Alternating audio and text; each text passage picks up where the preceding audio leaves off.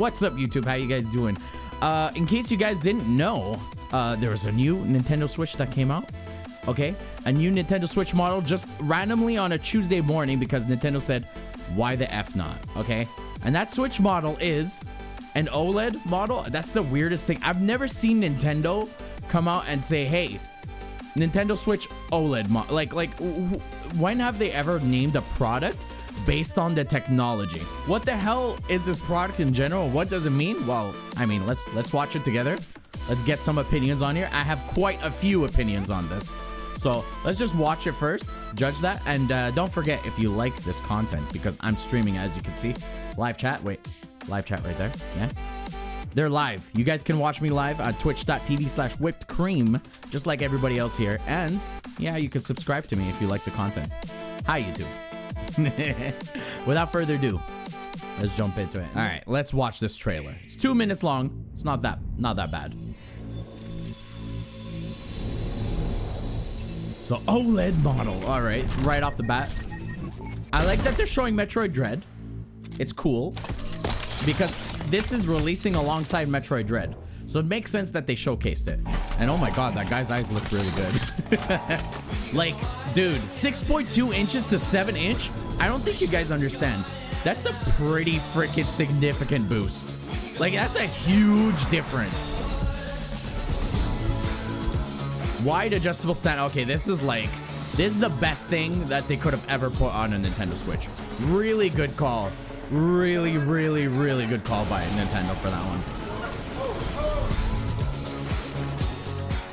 But yeah, now this is really interesting. They're showing some Splatoon gameplay with this, and it has a LAN adapter port. Thank you, Nintendo.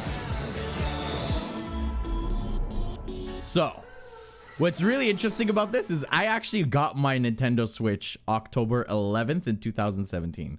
So, or something like that. So this is really freaking cool to see that, like, literally 4 years later, I'm gonna probably get this Switch as well. So let's look at the technical specs first though. We know that it went from 6.2 inch screen to a 7 inch screen, okay? Dimensions of the Switch are exactly the same. The Joy-Cons are exactly the same. It's slightly heavier, but that's probably because there's more screen to it. It's probably because the stand itself, you guys saw it. It looks exactly like a Surface stand. Like, I don't know if you ever saw the Surface Pro. They're really cool tablets, and their stands are like amazing. They're known to be like the best tablet stand. So good on Nintendo for that one. Still 720p. That's a bit of a disappointment, but whatever.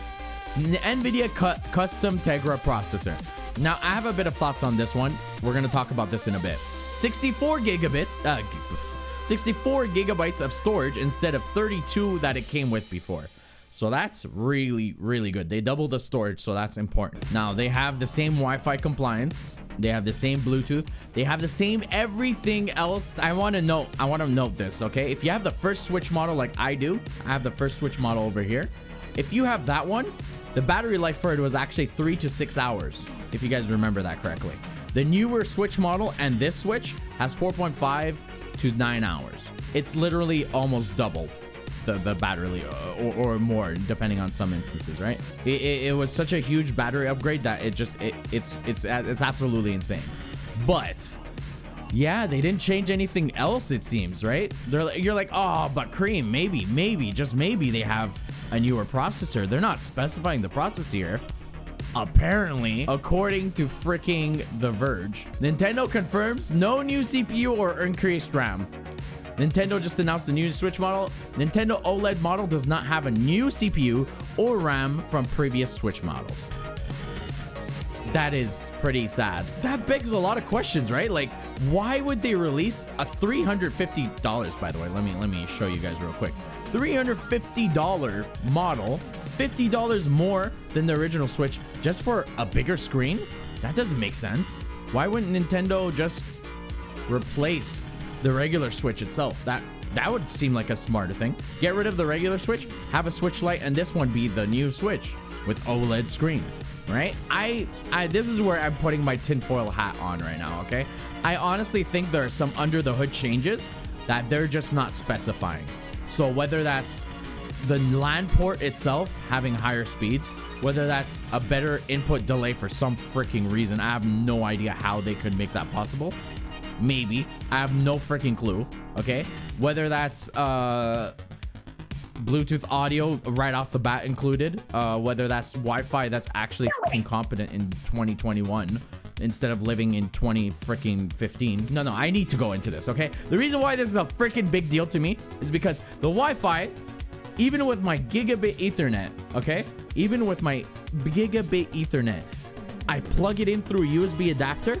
Since it's USB 2.0, I can only get 75 download, 35 upload, okay? I'm paying for gigabit here, okay? This shit, why I'm a little bit speculative of this, it's actually replacing a USB 3.0 port. Now, you're like, but Kareem, it doesn't say that on Nintendo's website. It's USB 2.0. Well, oh no, I don't even need to zoom in. You could actually see the USB. You see that color? You see why it's blue? Wait a second, I'm freaking, there we go. You see how it's blue? You know what that means? It's fucking USB 3.0, bitch. They just never fucking unlocked it. So maybe, just maybe, I'm hoping that they are replacing that and actually unlocking it just for the Ethernet port. Maybe. Okay, that's one good thing. Maybe that could happen. Tinfoil hat on. Remember, guys, I'm not fully supporting Nintendo here. Maybe as well, the Wi-Fi chip, like I said before, newer, better. I don't know, dude. I feel like there's something under the hood that's more that meets the eyes, because like, I don't know if you guys remember, but Microsoft actually had a similar strategy. They released the Xbox One S and they're like, yeah, it's the same thing as the Xbox One. There's nothing different. It was actually significantly better in graphics. It was better than in processor. It was better in load times. It was better in like almost every way over the Xbox One, and it was slimmer. So like, it was like a no-brainer for people to upgrade if they didn't want the One X, the higher end one, right? So I don't know. We'll see. I'm probably gonna get it because I personally want to gift this to my my nephews, right? So it'd be cool to give this to them, and then I upgrade myself, right? And yeah, and then I can also give you guys a review. You guys can check it out on this channel, right? So you guys know where to go. Whipped Cream, youtube.com, twitch.tv, you know, all that good stuff. But yeah, overall, kind of underwhelming. I don't know if it's worth $50 of an upgrade. We're gonna have to find out, and I'm gonna be here to tell you guys. For competitive, especially competitive Smash is what I really care about. Is the input delay gonna be different? Is the speeds gonna be better? I have no idea, dude. I'm really curious. But yeah, if you guys like the video, you know what to do. And yeah, hope you guys enjoy the video. Peace.